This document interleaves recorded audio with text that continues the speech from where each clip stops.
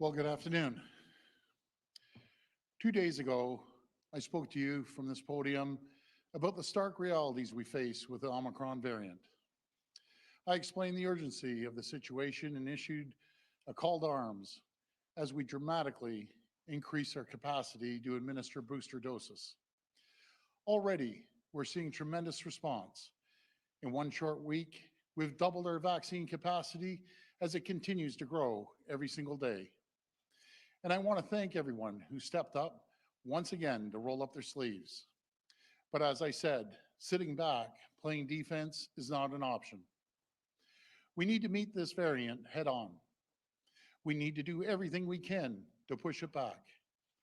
Over the coming days and weeks, daily COVID cases will continue to accelerate, with Omicron being the most transmissible variant we've seen yet. But while our intensive care units remain stable, we expect the number of admissions to grow as more people catch COVID, particularly the unvaccinated. The experts have been very clear. Nothing will stop the spread of Omicron. It's just too transmissible. What we can do and what we're doing is slowing it as much as possible to allow more time for shots to get into arms. In order to give our vaccine blitz the time it needs, in order to protect our hospitals from being overwhelmed, we need to implement further public health measures. Dr. Moore will be sharing details with you shortly on what this means and what impact it will have on the weeks ahead. But first, let me say this. The decision to limit people's ability to gather, especially during holidays, is an extremely difficult one to make. And I know these measures will have an impact on businesses during the important season.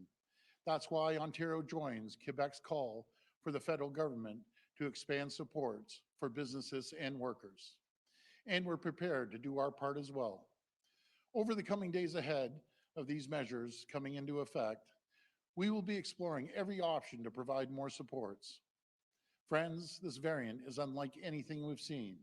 And if we don't take every single precaution we can, the modeling tells a scary story. And we need only to look to the other jurisdictions to see that modeling play out. Right now, the United Kingdom is facing a tidal wave of Omicron infections that threatens the entirety of their health system. This is only weeks after the variant was first detected.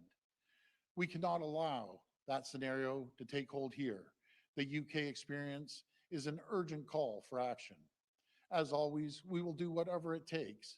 We will act cautiously. Now, before I hand it over to Dr. Moore, I want to speak directly to the parents out there. I know you're concerned about your kids' schools and what to expect after the new year. I can tell you this, no decision has been made on what that looks like yet. We are simply not in a position to say the situation is evolving too quickly to be able to know where we'll be in early January. But what we're working on every single day with the goal of doing whatever is necessary to protect students and staff. Friends, I know you're all tired. Over the last 20 months, you've been asked to sacrifice so much. We've all dug so deep, and now we need to dig a little deeper. We'll get through this, and the best way each of us can help is by getting vaccinated. Getting your booster, please do so as soon as you possibly can. I want to thank you, and God bless the people of Ontario. Now I'll hand it over to Dr. Moore.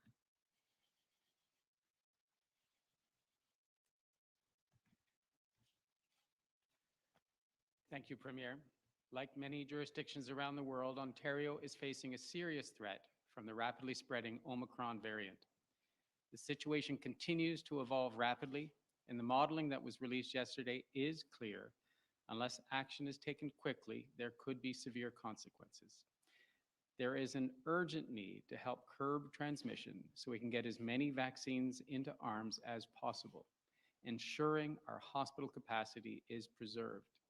To further strengthen Ontario's response to Omicron and limit opportunities for transmission, the province is applying a 50% capacity limit in indoor public settings, such as restaurants, bars, gyms, pharmacies, grocery stores, shopping malls, and personal care services. To further reduce mobility and social contacts, additional protection measures are being introduced, including prohibit food or drink service in specific settings, such as sporting events, concert venues, theaters and cinemas, casinos, bingo halls, and other gaming establishments and racing tracks. We will limit the number of people that can sit together to 10 per table in restaurants and meeting or event spaces. It would also require patrons to remain seated. Patrons must also remain seated at concert venues, theaters, and cinemas. Prohibit dancing and singing except for workers or performers. Require restaurants, bars, and other food or drink establishments and meeting and event spaces and strip clubs that serve food and drink like a restaurant to close at 11 p.m. except for takeout and delivery. And restrict the sale of alcohol after 10 p.m. and consumption of alcohol in business or settings after 11 p.m. And finally, for informal social gatherings, there will be a limit of 10 people indoors and 25 people outdoors. These measures come into effect on Sunday, December 19th, 2021 at 12:01 a.m. I know this is not the situation any of us wanted to be in, especially during the holiday season, but it's clear Omicron will not take a holiday. These measures will give us time to continue to vaccinate more Ontarians with booster doses that provide an additional layer of protection against Omicron. Millions of Ontarians will be eligible to book an appointment for their booster starting on Monday. Please get yours as soon as you are eligible. And if you still need your first or second dose, now is the time. We all have a role to play in keeping ourselves, our friends, families, neighbors, and communities safe during this holiday season. Please follow all public health and workplace safety measures. These measures have worked before and will help us get through this. Follow social gathering limits and minimize the number of gatherings you attend and the number of people you gather with throughout the holiday season. Stay home if you have symptoms, even if they are mild, or if you are in quarantine or are self-isolating. Together, we will get through this. Thank you. We'll go to the phone lines for questions. First question, please. From Lorenda Redekop at CBC. Loretta. Premier, 2 days ago, you announced only the restrictions for the large venues. You had seen the modeling from the science table at the time. Why didn't you do this 2 days ago? Well, this is moving quickly, Loretta, and over the last 2 days, we've seen increases in London and Toronto and Peel Region, New York, right across the board. And so we're moving. As this moves rapidly and is very fluid, we're going to be moving rapidly and fluid. Follow up? 2 days ago, I asked you why you weren't adding the capacity limits for bars and restaurants. And you said comparing them to the larger venues, it was like comparing apples and bananas, I believe you said. Absolutely. The health experts do say that, you know, these are venues where spread is happening and it can happen. Did you make a mistake with your comments? Did you mislead Ontarians? No, Loretta, no, I never purposely ever mislead anyone. There is a big difference between having 20,000 people in a stadium or even going 50%, 10,000, compared to the responsible restaurant owners, and they're all responsible as far as I'm concerned, checking the QR codes, making sure they're distance the tables, making sure we keep no more than 10 people to the table. So they're acting very responsible. Next question. From Jeff Gray at the Globe and Mail. Hi, Jeff. Oh, hi, Premier. Yeah, I wanted to ask you, I guess, just if you could talk a little bit about we're going into this holiday season, and the science table has said we've got to do something that cuts human contact between humans by 50%. We've got Christmas dinner coming. You've just said you can only have 10 people at Christmas dinner. Are these measures, do you think, going to be enough to do what we need to do to avert the worst here? Yeah, I'm taking the advice from the Chief Medical Officer, and this is probably a good question for Dr. Moore to answer. thank you for the question. Our goal now is to try to slow the virus down, as we said, to try to build our immunity through the immunization strategy in the first, second, and third dose strategy. That is integral over the next coming weeks for every Ontarian to take advantage to get immunized. This purpose is to slow the virus down as best we can, but I want to warn Ontarians, this is a very aggressive virus. It spreads very quickly. Everyone has an individual responsibility to try to limit their total number of contacts. The government, I believe, has taken their responsibility to limit capacities in certain venues, but we all have to be in this together. We all have to take the appropriate precautions. Ontarians have been brilliant in limiting the spread of Delta. I think we can apply it again to Omicron, even though it's a more aggressive adversary. I trust Ontarians to do their best to try to protect each other, to remain calm, to remain caring and considerate, and take all of these recommendations seriously. This is a difficult time for our province, but I trust Ontarians to do their best to try to limit the spread of this virus and at the same time promote immunization for those that are the most vulnerable to this virus. Follow-up? And maybe just going back at a little bit of what changed over the past just 2 days. We've heard from the science table. We've heard Dr. Uni talking about a tsunami. Dr. Brown's comments yesterday. Was that what changed your mind, or Quebec, their move yesterday? What made the government make this move today? Well, again, we always get our advice through the experts, but this is moving rapidly, and there could be possible changes in another week. It could change as we see these numbers accelerate. And I'm just being upfront with people, these numbers will accelerate. So everyone has a responsibility in Ontario to be cautious throughout the Christmas break there. Don't have a large number of people.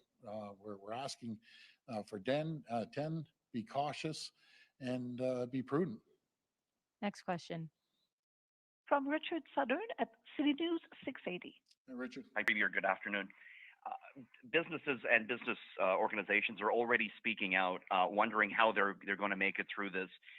Can you tell me, Premier, why you're not announcing any new financial support for businesses and for bars and restaurants today?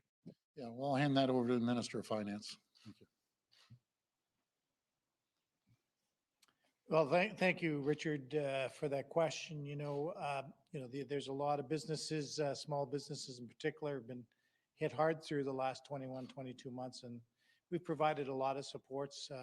We will be looking at providing supports. We're going to be targeted and look at necessary supports given the circumstances, which is the capacity limits differences that we've got here, and we'll have something to say in the very near future. So thanks for the question. Follow-up? Thank you, Premier. Two quick things here. Why wait? You keep talking about going on the offense. This is a virus that's doubling every 2 days. Why wait till Sunday to put these measures in place? And as well, what are you doing to speed up booster doses? We're hearing from those 50 plus who are struggling to book doses, never mind those 18 and over. Thank you, Premier. Yeah, so let me put that into perspective, Richard, and thank you for the question. We just can't put this on the backs of small businesses and restaurants that have inventory of food. We're reducing capacity by 50%. And that will allow them to deal with the inventory issues as well. And as for the the booster shots, as you mentioned, hey, we doubled the amount of people getting booster shots literally in a week. And I think we've proved before. We went down this avenue before, and we performed as a province. I don't talk about the government. I'm talking about the frontline healthcare workers, the docs, the volunteers, the vac centers, the companies. We've reached out to endless amounts of companies to ask for their help. So we're making big moves on this. And that, if there was ever a success story, the success story of the people and the businesses and the frontline healthcare workers of this province, how quickly they have moved in less than a week. And we're going to continue to watch the tests grow. Yesterday was 158,000 and change. That goes within a week back to 35,000. And we're going to continue to grow those numbers. And our goal is always to push it well beyond 200,000. Last cases that we had and then we had to give the shots out. I think our highest was 260,000. But make no mistake about it, Richard, there's no one better than our pharmacists, than our frontline healthcare workers and volunteers that are going to give shots in people's arms. No one's better in the world. Next question. From Charlie Pinkerton at iPolitics. Please go ahead. Hi, Charlie. Hi, everyone. My first question is for Dr. Moore. There's some suspicion that Omicron, while more infectious, may actually be less harmful than previous variants. Is there a date that you believe will have enough data to determine whether or not this is the case and potentially be able to reassess how many COVID cases this province can handle without locking down like this? Well, great question. And I want to assure Ontarians we're following the data very closely. We don't want to create over concern regarding this. We want everyone to remain calm, to be assured that we're following the data every single day. We're counting every case in Ontario that's Omicron. We're following them up clinically to see if they need to be admitted to hospital. So far, we've had 2 individuals in hospital out of over 1,000 that have been detected to be Omicron variant. We're in regular contact with the health officials of South Africa, of England, and of Denmark. We're monitoring those situations very closely. Once we get better understanding of the severity of this virus, we'll communicate that to all Ontarians. At present, it's affecting a younger population. We're very concerned about how it could infect others, so those that are older, and hence the reason this government has put in such protective measures for the long-term care sector, our retirement homes and our seniors, to best protect them and learn from the last 20 months. We've been very aggressive in partnership with the Ministry of Long-Term Care and all long-term care partners to best protect those that are vulnerable to this virus in advance of not understanding completely the virulence of this virus. So we'll be transparent. We'll be monitoring the data every single day. We need to absolutely understand the effects of this virus. If we're finding that it's not virulent, we'll communicate that, and perhaps public health measures can be modified in response to further understanding of this virus. What we're doing today is in an abundance of caution to further understand this virus and to protect Ontarians, because we're seeing it transmit very rapidly, and we want to understand once it affects older populations, if it's going to have an effect on our health system. So I know everyone wants certainty. There is a level of uncertainty at present, but rest assured, we're working day in and day out to get better science to this. Follow-up? Great, and I ask this question because, well, it's my personal situation. I'm sure it's many people's out there. Given the current state of things and how cases have rapidly accelerated in the last few days, as a twice vaccinated person with no symptoms of COVID-19, should I feel safe or feel it's worth the risk to see a grandparent who's had 3 vaccine shots over the holidays? I personally would advise you to avoid social contact with anyone older, even with 2 doses. If you are going to interact, I'd do it outdoors with masking and distancing in place. I hope the weather stays reasonable across Ontario to enable that, because I think all of us have to learn from the last 20 months to best protect those that are older in our communities. I'm sorry to recommend that. I'd obviously have to understand your complete situation, but off the top of my head, that would be my first reaction is if you're going to meet with them, do it outdoors, distance, masked. If you're going to go indoors, I would prefer that you get your 3rd dose. Interacting with anyone vulnerable over the holidays, I'm quite concerned with, and hence the measures we put in today and the recommendations we put in today. Last question. From Nicole Thompson at the Canadian Press.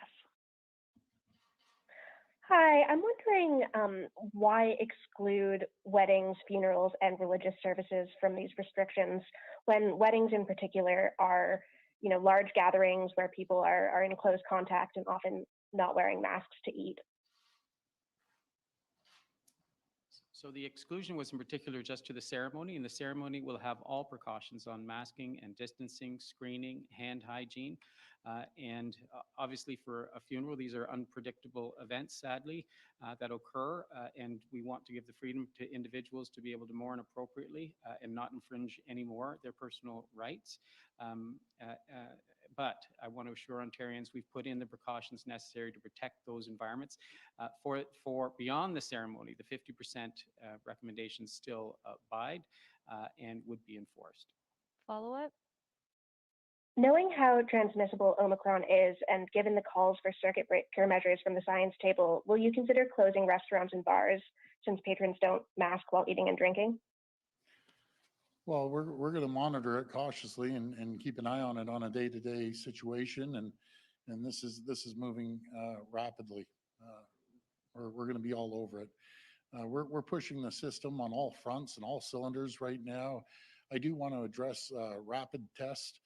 We've distributed 51 million to 45,000 sites. I want to thank the folks at LCBO, and I apologize for the people waiting in line. They disappeared like rapid fire. We're still going to go to the malls, and I understand the malls and shopping malls. Yorkdale was packed getting these rapid tests, so I want to thank them and Square One and all the Christmas markets. Right now, we're asking the federal government, we're in desperate need of more rapid tests. I want to thank the federal government. They're trying their very best. We're expecting 10 million on December 27th. I think they may fall short. We're able to procure ourselves out of the 50 million. We procured 21 million of those. 11 million went to the school kids. We were able to get our hands on another 10 million. We're expecting to come in next week. We're going to continue searching around the world for these rapid tests. There's a run on the rapid tests, and the ironic thing is, folks, 3 months ago you couldn't even pay someone to take some of these. Now I think it's great news that we're distributing this right across the province. So I want to thank everyone. I want everyone to have a safe weekend. On a personal note, I think everyone in the province or close to it, it seems, has my cell number. I apologize. I haven't been able to get back to people. I am going around the clock trying to keep up with many calls as I possibly can. So if I don't get back to you, I take that personally when I can't get back to people. I want to apologize to you ahead of time. Thank you. God bless. Be safe and be cautious. Thank you. Thanks, everyone.